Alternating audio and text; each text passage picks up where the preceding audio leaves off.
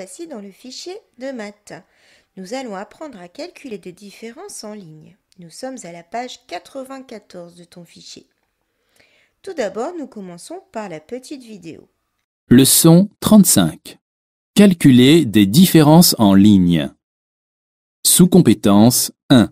Soustraire un nombre à un chiffre à un nombre à deux chiffres, sans retenue. Pour le stand de maquillage, Pic a besoin de 5 pinceaux. Combien restera-t-il de pinceaux dans le pot? Dans le pot, il y a 37 pinceaux. Pic prend 5 pinceaux. Pour savoir combien il reste de pinceaux dans le pot, Pic peut faire une soustraction. 37 moins 5. Pour calculer cette soustraction, il suffit d'enlever les unités non groupées entre elles. Si j'enlève 5 unités à 7 unités, il reste 2 unités. Il reste donc 3 dizaines et 2 unités. Il reste donc 32 pinceaux. Au stand de Flip, on gagne des flacons de bulles de savon. Combien reste-t-il de flacons dans sa boîte? Dans la boîte, il y avait 69 flacons de bulles de savon. 4 flacons ont été gagnés. Pour savoir combien il reste de flacons dans la boîte, Flip peut faire une soustraction. 69 moins 4. Pour calculer cette soustraction, il suffit de soustraire les unités non groupées entre elles. Si j'enlève 4 unités à 9 unités, il reste 5 unités. Il reste donc 6 dizaines et 5 unités. Il reste donc 65 flacons. Sous-compétence 2.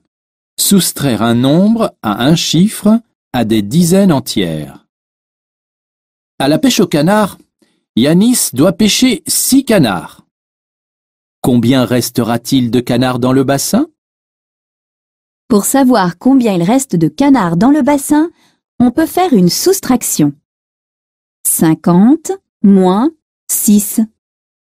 Pour calculer cette soustraction, on ne peut pas enlever les unités non groupées, car 50, c'est 5 dizaines et 0 unité non groupée. Par contre, on peut prendre 6 unités dans une dizaine. Il reste donc 4 dizaines et 4 unités. Il reste donc 44 canards. Dans le carnet de tickets de Tombola, il y a 60 tickets. Pilou achète 7 tickets. Combien restera-t-il de tickets dans le carnet? Dans le carnet, il y a 60 tickets. Pilou prend 7 tickets. Pour savoir combien il reste de tickets dans le paquet, Pilou peut faire une soustraction. 60 moins 7. Pour calculer cette soustraction, il ne peut pas enlever les unités non groupées, car 60, c'est 6 dizaines et 0 unité non groupée. Par contre, il peut prendre 7 unités dans une dizaine. Il reste donc 5 dizaines et 3 unités. Il reste donc 53 tickets. C'est parti pour les consignes de la page 94 pour aujourd'hui.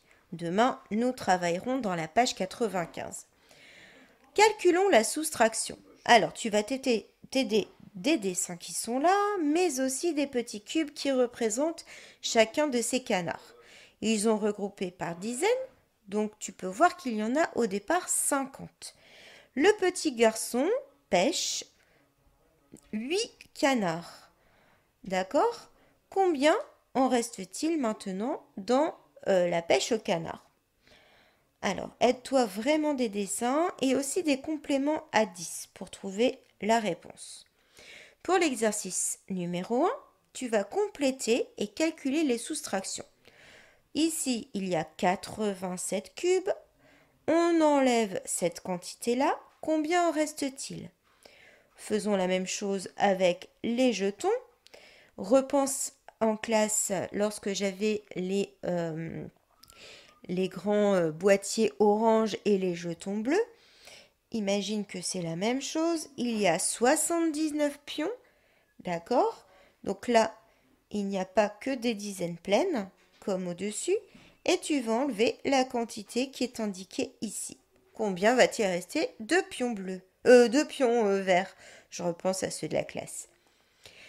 Et ensuite, numéro 2, tu vas devoir calculer la soustraction. C'est à toi de barrer le nombre que l'on enlève à 60. Aide-toi du dessin vraiment pour calculer. D'accord?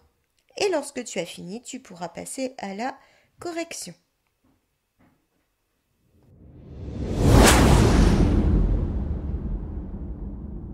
Allons-y pour la correction. Pour l'exercice, apprenons ensemble. Il y a 50 canards à la pêche au canard. On enlève 8 canards puisque ce petit garçon en a pêché 8. Combien en reste-t-il? Si je mets du dessin, je vois qu'il y a toujours 4 dizaines pleines. On n'y a pas touché. On a touché uniquement à la 5e dizaine. D'accord? C'est pour cela qu'on a décalé cette dizaine-là, puisque l'on va chercher les 8 dans cette dizaine. Il en restera 42, les 4 dizaines auxquelles nous n'avons rien touché, et ici cette dizaine où on a enlevé 8, il en reste 2. Voilà pourquoi je t'ai fait apprendre les compléments à 10 par cœur. 8 plus 2 égale 10. D'accord? Pour l'exercice, entraînons-nous numéro 1.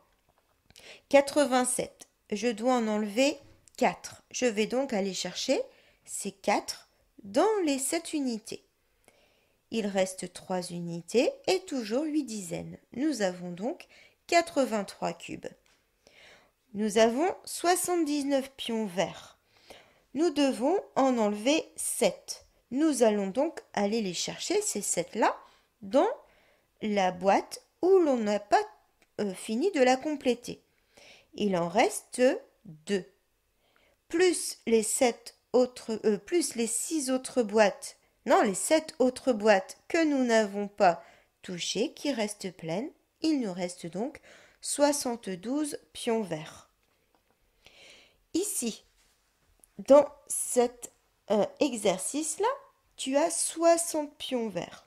Tu dois en enlever 6. Il faut donc aller chercher ces 6 dans une dizaine. Tu vas aller les chercher dans une seule dizaine. Tu vas pas l'en piocher un par-ci, un par-là, etc. Ce serait compliqué.